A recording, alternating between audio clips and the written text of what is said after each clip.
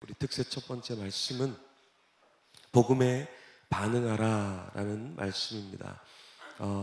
여러분의 관심사가 무엇입니까? 여러분의 관심사가 뭐예요?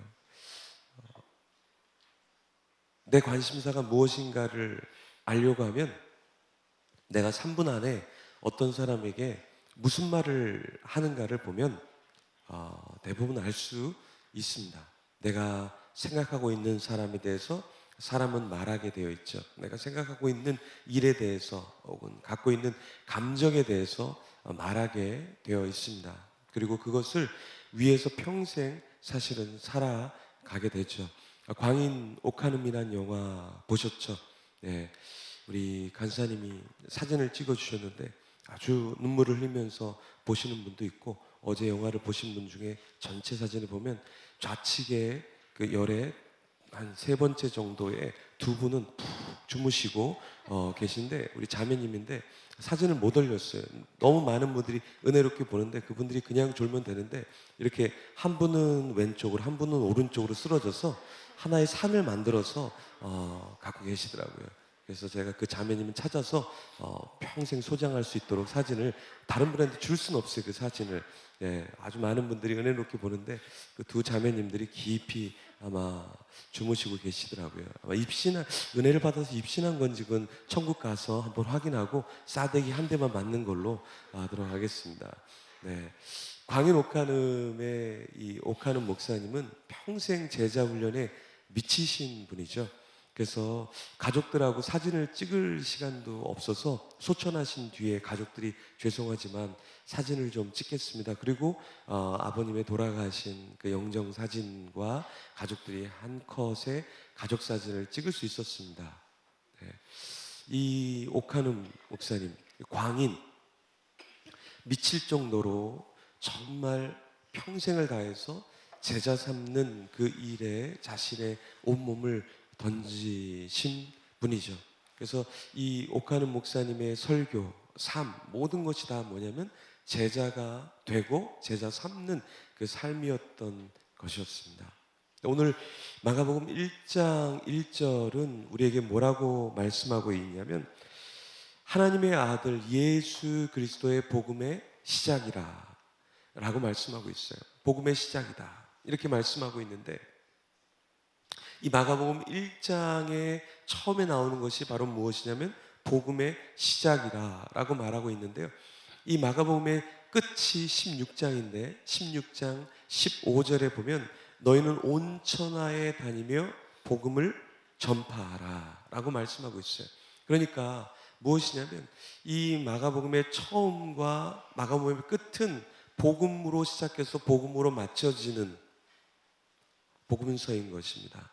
우리는 육신으로 이 땅에 와서 우리에게 복음이 들어왔죠. 우리 안에 복음이 들어왔는데 여러분의 인생을 무엇으로 마치겠습니까? 여러분의 인생은 무엇으로 마치겠어요? 정말 짧게 왔다가 가는 인생인데 우리의 마침표를, 우리의 시작점을 무엇으로 열고 무엇으로 닫아야 할까요? 복음이 없는 인생은 괴롭고 슬프고 좌절될 수밖에 없습니다. 네. 근데 우리 속에 복음이 있다면 감사할 수 있죠. 네. 복음이 있으면 감사할 수 있어요.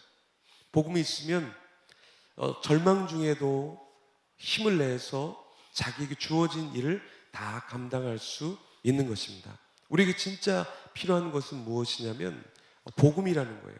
복음이 들어오면 우리에게 불가능한 것들, 힘겨운 것들, 안 될 것 같은 것도 다 가능하게 됩니다. 복음이 사실은 힘이거든요. 여러분, 우리가 잘 아는 무디라는 사람 있죠. 무디라는 사람이 15살 때 굉장히 큰 감동을 받게 되는 사람 만납니다.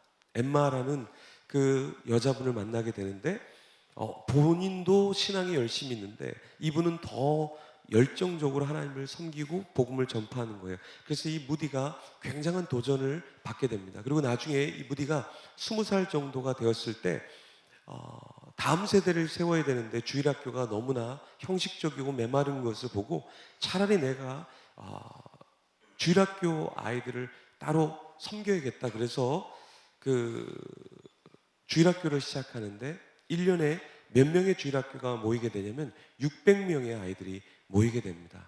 그리고 그 다음에 몇 명이 모이냐면 1,500명의 아이들이 모이게 됩니다. 기존에 있는 교회에서는 그렇게까지 아이들이 모이지 않는데 왜 무디가 주일학교를 했을 때는 600명 그리고 1,500명의 아이들이 모였을까요? 그러니까 우리는 이 시대를 보고도 안 된다라고 얘기하죠. 왜 안 된다라고 얘기합니까? 시대가 어려우니까, 안티들이 많으니까, 기독교가 죽어 있으니까 그렇게 말하지만 아니라는 거예요. 무디라는 한 사람이 복음에 감동이 되어서 영혼들을, 다음 세대를 세우려고 했을 때 기가 막히게 놀랍게도 600명의 아이들이 몰려들었다는 것입니다. 여러분, 우리가 어떤 일을 할 때 안 되지, 안 될 수밖에 없지 하지만 그 속에 하나님을 향한 열망과 하나님을 의지하는 가운데에서 나가면 기적을 맛볼 수 있다라는 거예요. 하나님은 지금도 살아 계시다라는 것입니다. 어떤 한 것에 예전에 국한된 것이 아니라 지금도 하나님은 살아 계셔요. 그래서 복음에 뛰어드는 사람에게, 하나님의 나라에 뛰어드는 사람에게 놀라운 역사를 일으켜 주신다라는 것입니다. 네, 저희 처남이 암 말기예요. 온몸에 암이 다 퍼졌어요. 먹지도 못하고 마시지도 못해요. 그래서 지금 소원이 뭐냐면 물 한 번 제대로 마시면 좋겠다. 집에 가서 물 한 번 마시면 좋겠다. 그게 소원이에요. 네, 키가 얼마나 큰지 192cm, 193cm예요. 키가. 몸무게가 엄청나게 나가요. 그런데 지금 남아있는 거는 뼈밖에 없어요. 가죽하고 뼈밖에 없어요. 아무것도 못 먹으니까요. 그래서 며칠 전에 이제 병원에서 준비를 하라 그랬는데 제가 기도 요청을 했습니다. 근데 병원에서는 죽는다, 오늘 밤을 못 넘긴다. 그런데 기도를 부탁한 뒤에 놀랍게 상황이 좋아졌어요. 그래서 죽을 지금 먹고 있는데요. 그러면서 깜짝 놀랐어요. 병원에서는 죽는다 그랬고 피가 줄줄 새고 이제 더 이상 온도가 떨어지고 사람이 죽는구나 그랬는데 기도를 부탁한 뒤에 사람이 다시 살아나더라고요. 저희 집사람이 오늘 아이들 데리고 올라가서 또 병간호를 하고 만나러 가는데요. 어떤 분이 어제 또 기도 부탁을 하더라고요. 아이가 너무 아픈데, 조카가 아픈데 우리 기도원 카톡창에 올렸죠. 그런데 놀랍게 뭐냐면 아이가 퇴원을 했다라는 거예요. 근데 이 병원에서 그 1월 1일 날 누가 그 의사가 출근합니까? 근데 의사가 와서 다른 많은 사람들이 아픈데 기도 부탁을 한 뒤에 그 아이보다, 조카보다 더 많이 아픈 사람이 있는데 그 아이만 진찰을 해주고 그리고 가게 됐다라는 거예요. 놀랍게 많은 사람들이 아픈데 그렇게 기도를 받은 뒤에 참 하나님이 역사하셔서 그 아이가 집에 돌아오게 됐다고, 너무나 감사하다고 이야기를 하더라고요. 우리가 안 되지만 우리가 하나님께 기도하고 하나님을 붙잡을 때 놀라운 역사가 일어나게 된다라는 겁니다. 우리가 생각할 때 이건 안 돼, 이건 힘들어 라고 생각하는데 하나님이 우리에게 요청하시고 우리가 거기에 반응할 때 놀라운 역사가 일어나게 된다라는 것입니다. 오늘 본문에 보면 하나님께서 한 사람을 부르셔요. 그 한 사람이 누구냐면 바로 우리가 잘 아는 세례 요한이죠. 이 세례 요한은 대단한 사람이었어요.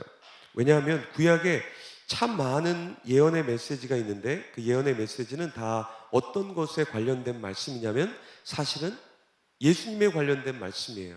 그래서 예수님에 관련돼서 많은 예언의 말씀이 있었는데 그런데 한 사람, 바로 오늘 이 1장 2절에 세례 요한에 대한 말씀이 예언되어 있었다라는 것이죠. 오늘 1장 2절에 보면 선지자 이사야의 글에 보라, 내가 내 사자를 내 앞에 보내노니 그가 내 길을 준비하리라 라고 말씀하고 있어요. 이게 세례 요한에 관련된 말씀이에요. 여러분, 누가, 마가, 오늘 사도행전을 적었던 바울, 마가복음을 적었던 마가, 누가, 예수님의 제자 베드로, 이런 사람에 대해서 구약에 예언된 말씀이 있던가요? 없었습니다. 그런데 이 세례 요한에 대해서는 말씀을 하고 있었단 말이에요. 이 세례 요한이 왜 대단한 인물이었습니까? 주님의 길을 준비하는 자였기 때문에 대단한 자였죠. 주님의 복음에 대해서, 그 복음의 길을 준비하고 복음이 확산되도록 자기를 내어드렸던 그 세례 요한, 그 사람이 바로 위대한 인물이기 때문에 구약의 이사야에서 예언이 되었다라는 거예요. 성경은 누구를 위대한 인물로 보냐면 주의 길을 준비하고 복음에 사용된 사람을 귀한 사람으로 본다라는 것입니다. 신과 함께라는 영화가 있죠. 그 영화에서는 선행을 한 사람을 귀하게 본다. 지옥에서는 그런 이야기를 하는데 그건 엉뚱한 이야기죠.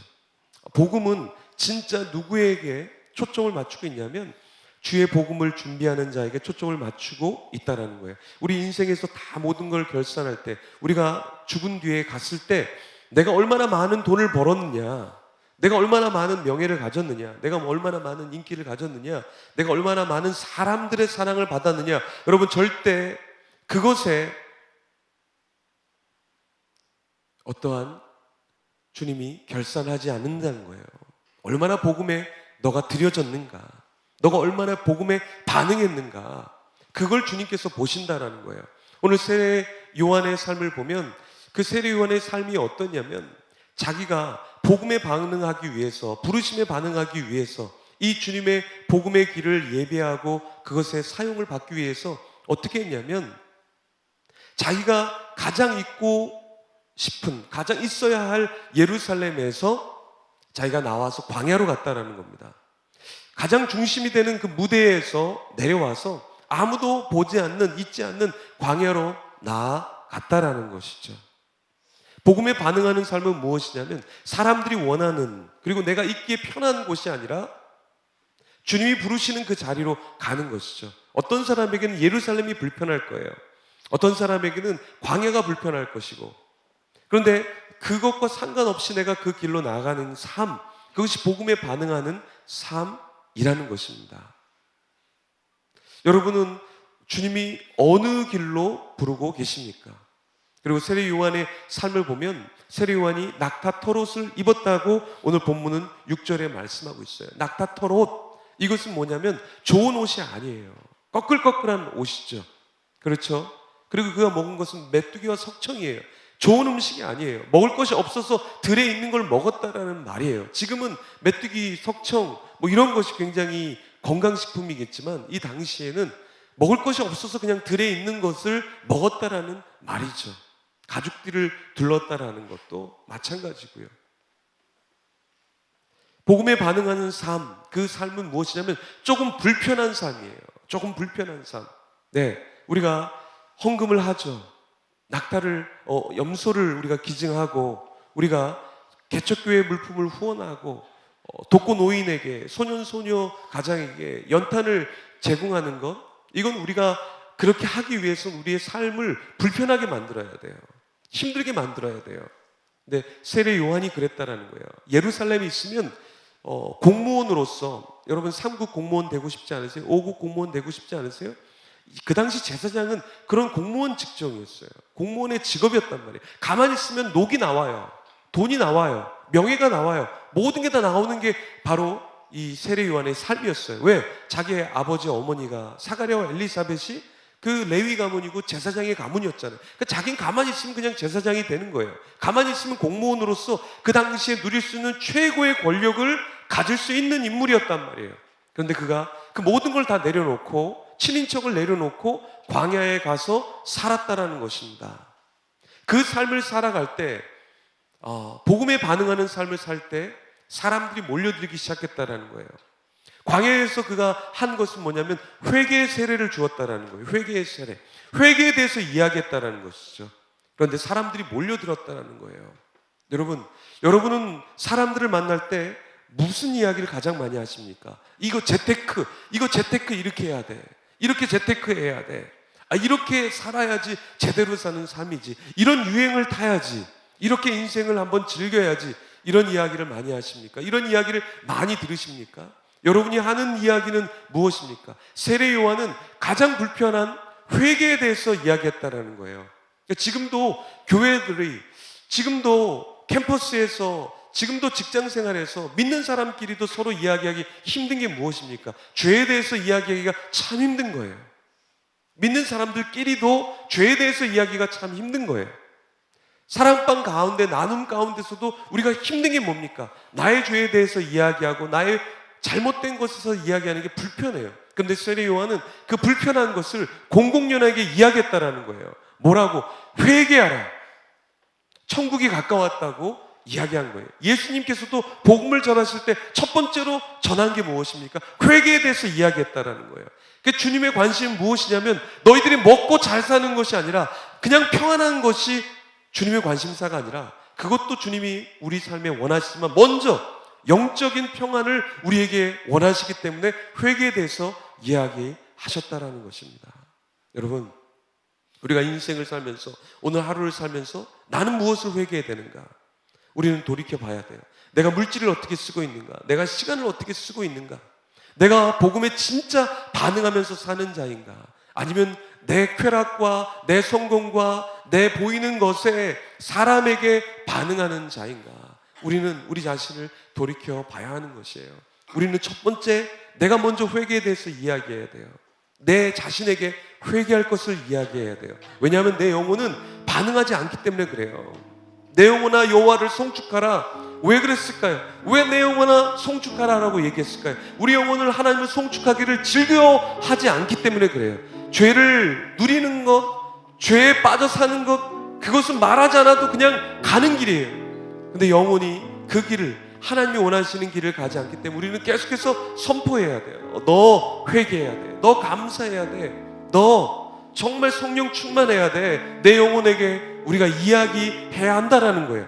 그래서 우리가 기도할 때 음악을 크게 트는 이유가 있어요. 왜 그러냐면 외치면서 기도해야 되기 때문에 그래요. 외치면서 결단하면서 기도해야 돼요.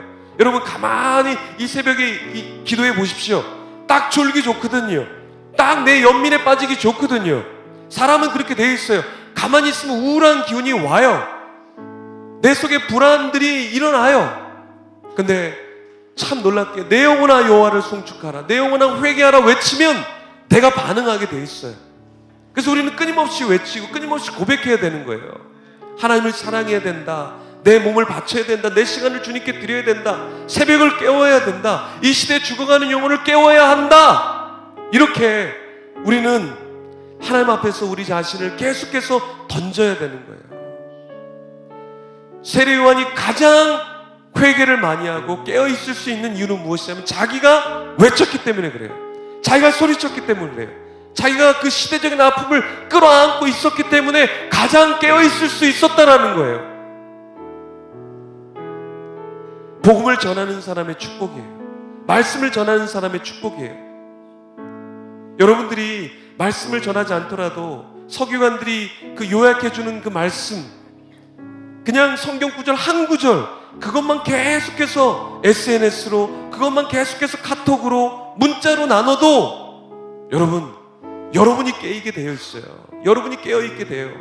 제가 주중에 여러분에게 말씀 문자를 보내죠. 제가 말씀을 묵상하면서 은혜 받았고 그 말씀을 나눌 때 제 영혼이 깨어지는 거예요. 그리고 우리 청년들이 저한테 목사님 이 말씀도 좋아요 하고 보내주고 은혜롭게 이런 간증을 이야기해 줄 때, 수없는 간증들을 이야기해 줄 때 저는 그냥 단순히 말씀만 전하는 게 아니라 그 말씀의 피드백처럼 그 피드백이 오면서 제가 깨이게 된다라는 거예요. 광야에서 외치는 자의 소리죠. 광야에서 외쳐보십시오. 그럼 어떻게 됩니까? 울림이 있잖아요. 울림이. 그 울림이 나에게도 들리는 거예요. 난 한 번 얘기했는데 그것이 2번이 되는 거고 3번이 되는 거고, 많은 사람들이 세례 요한에게 몰려와서 회개의 세례를 받으면서 회개하는 공동체가 되었다라는 거예요. 왜 힘들까요? 내가 회개하지 않기 때문에 그래요. 왜 우리 공동체가 힘들까? 왜 우리 사랑방이 힘들까? 회개하지 않기 때문에 그래요. 왜 우리 아포스들이 힘들어질까요? 회개하지 않는 무리들이 많아지면 아포스들이 힘겨워지는 거예요. 저는 아포스를 보면서 깜짝 놀라고 있어요. 왜냐하면 다시 제가 반응하라, 다시 우리가 회개해야 된다라고 해서 지금 이 새벽에도 굉장히 많은 사람들이 왔어요. 정말 많은 사람들이 이 새벽에 왔어요. 그런데 제가 위기의식을 느낀 건 무엇이냐면, 아포스들이 사람이 많아지면서 아포스들의 정신을 잃어가고 있구나. 아포스들의 선배들이 그 세웠던 새벽 예배, 아포스들의 선배들이 했던 그 헌신을 따라오지 못하고 있구나. 그러면서 와야 되고 있구나 라는 걸 느꼈어요. 여러분, 우리가 정신 차리지 않으면, 우리가 회개하지 않으면, 우리가 복음에 반응하지 않으면 이 공동체는 무리만 많이 모여있는, 무리만 많이 모여있어서 무리를 일으키는 그런 공동체가 될 수밖에 없다라는 거예요. 우리가 회개하고 우리가 영적으로 우리를 복음에 드릴 때 놀라운 역사를 경험하게 되는데, 그 놀라운 역사는 무엇이냐면 오늘 세례 요한이 경험했던 거예요. 세례 요한이 회개를 외치고 그 공동체가 모여있을 때 그때 경험한 것이 무엇이냐면 성령의 임재예요. 세례 요한이 자기는 정말 아닙니다, 주님의 신들매를 풀게 해도 저는 감당하지 못하는 자입니다 라고 고백을 했죠. 그러한 자에게 온 것이 무엇이냐면 예수님에게 임한 성령, 비둘기같이 임하는 성령님, 그 성령님을 세례 요한이 볼 수 있었다라는 거예요. 여기 새벽에 끝에서 끝까지, 앞에서 뒤까지 많은 분들이 앉아있죠. 그런데 성령의 임재를 경험하고 성령의 능력을 경험하는 자들이 있어요, 이 가운데. 그런데 이 새벽에 나와 있지만 전혀 성령님의 음성조차 듣지 못하고 그 뜻조차 알지 못하고 인생을 살다 가는 사람이 있어요. 그 차이는 무엇인가? 진짜 회개했는가, 회개하지 않았는가의 그 차이인 거예요. 여러분 속에 회개의 세례가 있어야 돼요. 복음의 반응이 있어야 돼요. 게임의 반응이 있는 것이 아니라 복음의 반응이 있어야 되는 거예요. 송구 영신 예배에 왔는데 어떤 아이가 타고 있어요. 그래서 너 아직도 게임하냐? 제가 사람들 많은데 얘기했어요. 엘리베이터 문이 열리면서 야, 그 게임은 초등학생이나 하는 거지, 그 게임을 무슨 게임을 아직도, 이렇게 얘기했거든요. 여러분 중에 혹시 게임하는 사람 있습니까? 오늘 가서 게임 다 지우세요. 네, 다 지우세요. 이 대학생이 돼갖고 그 학생은 사실 고등학교 학생이었거든요. 초등학교 때 계속 게임해서 제가 그냥 더 이상 하지 마라 라고 얘기한 건데, 여기 대학생 중에서 혹시 게임하는 인생이 있다면 진짜 지금 등신이에요, 등신. 아니, 게임을 그냥 공부를 위해서 취미로 하는 건 괜찮아요. 근데 게임을 진짜 공부를 하나도 안 하고 게임만 한다는 건 정말 이거는 바보 같은 일이에요. 그래서 내가 정신을 위해서, 그냥 여가를 위해서 게임하는 건 괜찮아요, 진짜. 근데 내가 게임을 하루에 말씀 읽는 것보다 더 많이 한다, 밥 먹는 시간보다 더 많이 한다, 공부하는 시간보다 더 많이 한다, 정말 이거는 문제가 있는 겁니다. 복음에 반응하는 삶, 회개하는 삶, 내가 그걸 주님이 원하시는가 한번 기도해보고 하세요. 기도하고 주님이 원하시는 것인지를 한번 물어보고 하세요.